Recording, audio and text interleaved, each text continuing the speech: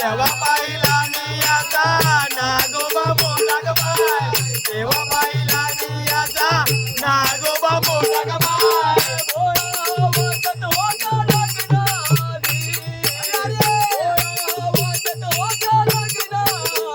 कुठं गेला शंकर